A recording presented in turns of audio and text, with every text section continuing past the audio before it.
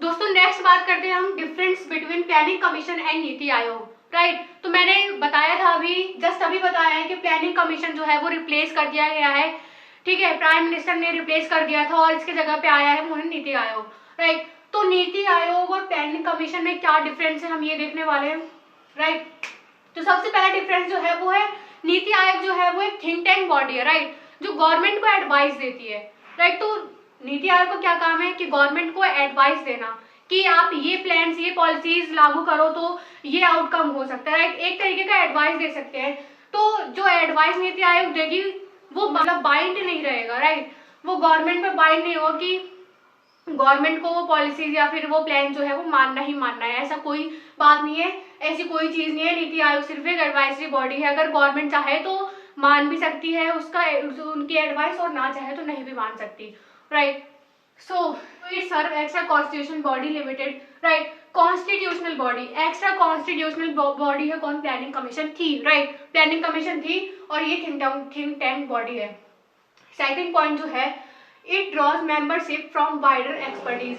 सो नीति आयोग जो है वो एक रिसेंट में बॉडी बनी है। ठीक है, 2014 में जब नरेंद्र मोदी की गवर्नमेंट आई थी तो क्या हुआ कि उस टाइम पे जो कंपोजिशन था, मतलब जो कंपोजिशन है नीति आयोग का, ठीक है, वो वहाँ पे जो मेंबर्स है काफी डिफरेंट बैकग्राउंड से मेंबर्स को उठाया गया है, जो डिफरेंट फील्ड में जो एक्सपर्टीज है उनको इसमें नीति आयोग के कंपोजिशन में एक तरीके से मेंबर के रूप में लाया गया है। राइट, बट क्या था प्लानिंग कमीशन में? लिमिटेड एक्सपर्टीज थे। ठीक है, इतने ज्यादा उस टाइम पे एक तो टेक्नोलॉजी नहीं थी। राइट, टेक्नोलॉजी नहीं थी और एक्सपर्टीज की कमी थी। तो एक्सपर्टीज की जब कमी होगी तो प्लानिंग कमीशन में एक्सपर्टीज कहाँ से होंगे?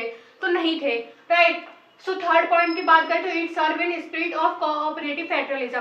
देखिए नीति आयोग की अगर हम कंपोजिशन की बात करें तो वहाँ पे गवर्निंग काउंसिल होती है। राइट, तो गवर्निंग काउंसिल में कौन कौन होते हैं? वहाँ पे सीएम्स जो होते हैं सारी स्टेट्स के, वो लोग एज अ मेंबर काम करते हैं। राइट, सो जितने मिनिस्टर्स हो गए स्टेट के, तो क्या यहाँ पे क्या देखा जा रहा है कि कोऑपरेटिव फेडरलिज्म है। राइट, मतलब एक कोऑपरेशन से काम करना स्टेट और सेंटर लेवल। राइट, मतलब सेंटर लेवल तो है, साथ में स्टेट लेवल भी है, सारे स्टेट्स के चीफ मिनिस्टर्स भी हैं।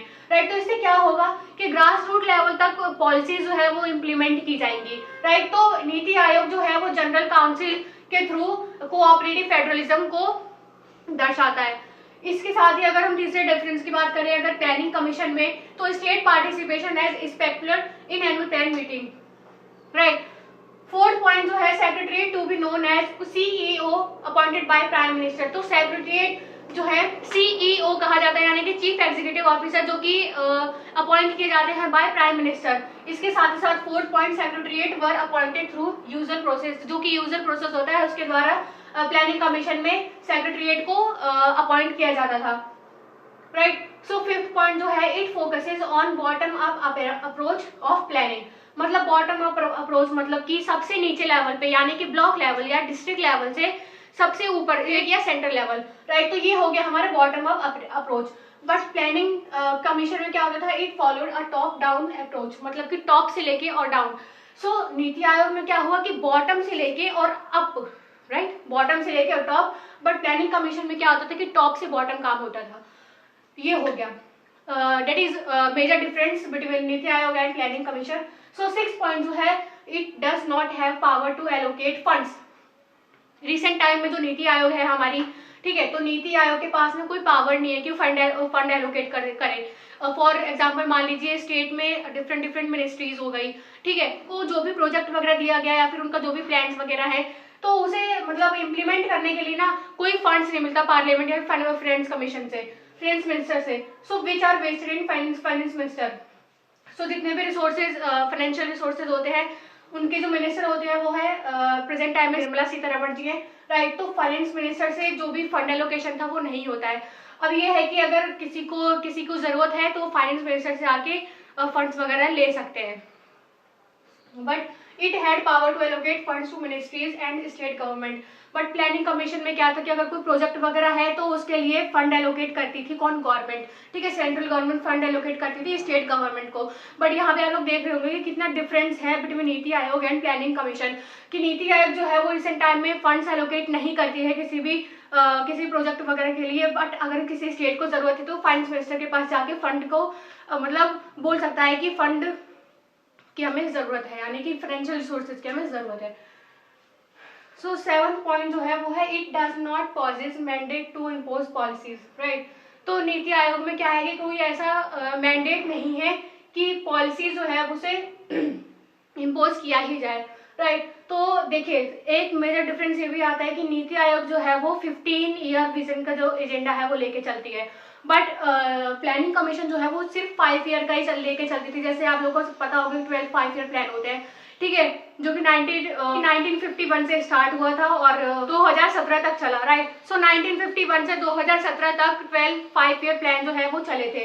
तो उसके बाद जो है रिप्लेस कर दिया गया प्लानिंग कमीशन को नीति आयोग के द्वारा, राइट। सो 7th पॉइंट यही है, it does not possess mandate to impose policy. NITI Aayog को ऐसा कोई मैंडेटरी नहीं है कि पॉलिसी जो है उसका इम्प्लीमेंटेशन होगा ही, पॉलिसी जो है वो इम्पोज करेगी, राइट। सो प्लानिंग कमीशन का imposes policy on states and tied allocation of funds with project it approved, यानी कि जो भी प्रोजेक्ट दिया गया है स्टेट को, ठीक है, तो उसके लिए फंड एलोकेट होगा बाय सेंट्रल गवर्नमेंट, ये था planning commission. So this was the major difference between NITI Aayog and planning commission. I hope आप लोग के वाली वीडियो जो है समझ में आई होगी। तो ये प्लानिंग जो टॉपिक है ये मोस्ट इंपॉर्टेंट टॉपिक है, राइट। सो यहाँ पे प्रीलिम्स में काफी सारे क्वेश्चंस आते हैं। यहाँ पे ये एक ऐसा टॉपिक है कि मतलब हर साल 1 से 2 क्वेश्चन जो है वो हमें प्रीलिम्स में देखने को मिल जाते हैं। एज वेल एज मेंस के लिए भी काफी इंपॉर्टेंट टॉपिक है, जैसे कि शायद अभी 2016-17 में एक क्वेश्चन आया था कि मतलब ऑब्जेक्टिव में डिफरेंस क्या है नीति आयोग और प्लानिंग कमीशन में, कि इनके जो ऑब्जेक्टिव है, राइट, इनके जो काम करने का तरीका है उसमें क्या क्या मेजर डिफरेंसेस है। उस क्वेश्चन में आपको क्या करना था कि जैसे स्ट्रक्चर होता है आंसर का, राइट, इंट्रोडक्शन, बॉडी और कंक्लूजन। सो इंट्रोडक्शन में आप लोगों को नीति आयोग और प्लानिंग कमीशन का इंट्रोडक्शन लिखना था उस वाले क्वेश्चन में, राइट। इसके बाद बॉडी में हमें मेजर डिफरेंसेस लिखने थे between NITI Aayog and planning commission, और उसके बाद एक अच्छा सा कंक्लूजन दे देना था, राइट, विद फैक्ट्स। सो इससे जो है वो अच्छे खासे नंबर आ जाते हैं। सो आई होप आप लोगों की वाली वीडियो जो है पसंद आई होगी। Thank you so much.